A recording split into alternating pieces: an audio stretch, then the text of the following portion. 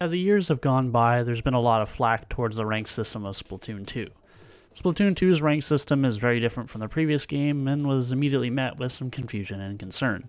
In Splatoon 1, the rank system was simple yet very effective.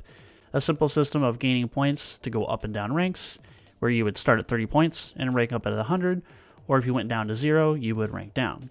As you went up in rank, the more the losses would hurt and the less the wins would matter. This meant if players really wanted to continue to gain rank, they had to improve and learn how to quickly adapt and develop their potential. This system had its critics, but people from the previous experience with competitive modes and other games believed the system was fair. It makes sense for wins and losses to have varying value as the games become more and more difficult. When Splatoon 2 came out and shifted the rank system, it became obvious it was changed as a result of negative feedback that some people had from the prior game.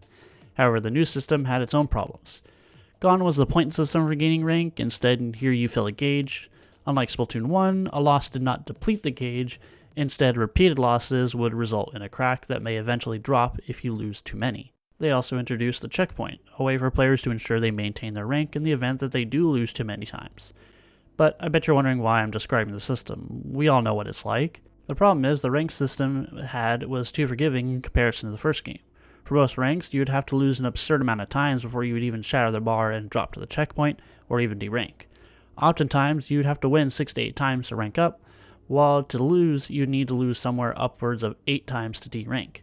Factor in the checkpoint, where it sat around the middle, you'd end up only needing to win 3 or 4 times to rank up just from the checkpoint alone. This system had a lot more critics than the previous one ever had.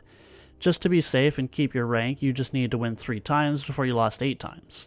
While it was possible to lose that many times before you had won that many, it was incredibly unlikely. Once at the checkpoint, you again just had to win 3 or 4 more times before you'd lose 8 more. They attempted to remedy this by having the checkpoint move after some updates, making it slightly harder to maintain a rank, but even this did very little, as for most ranks it was still only 1 more win to get it back. The only time the checkpoint didn't exist was back before X rank, and you would just continue to climb S+. Once you hit S plus 50, there was no checkpoint. It was only fill the bar or shatter the bar. This all changed when X rank came out, and the system used for it was entirely different. X rank's rank system paralleled other competitive games, but players were confused as to why it was only for X rank.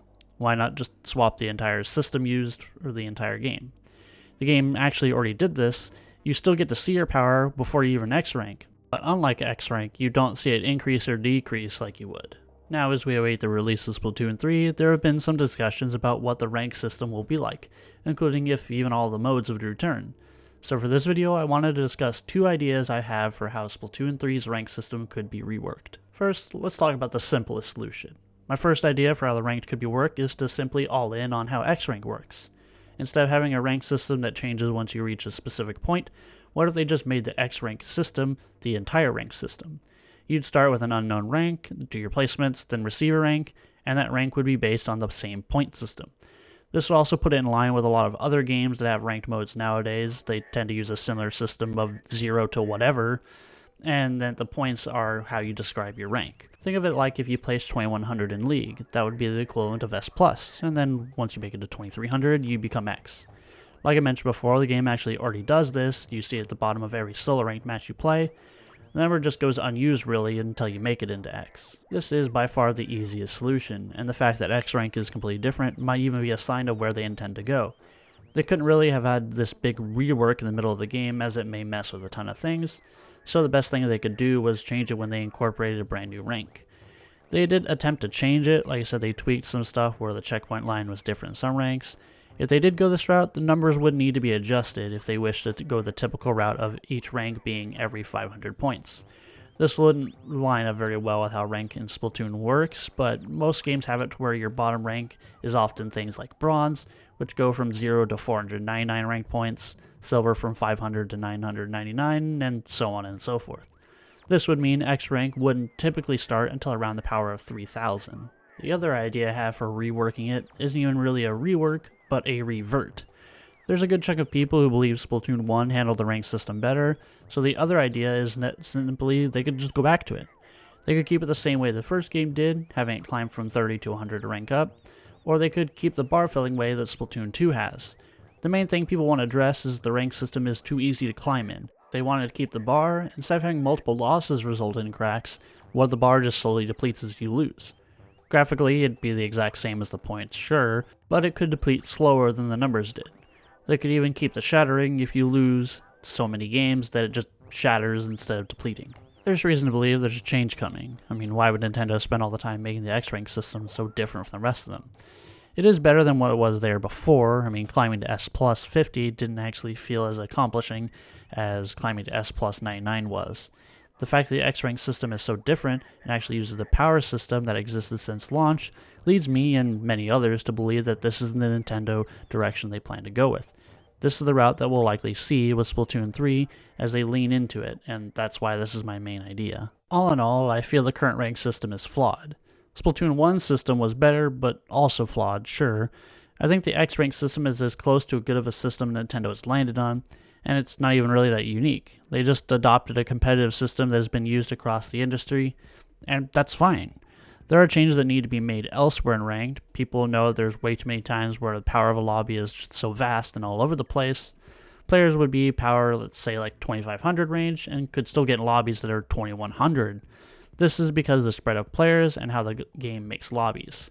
Connection is favored over all else, and X-Rank players in the areas are just all over the place.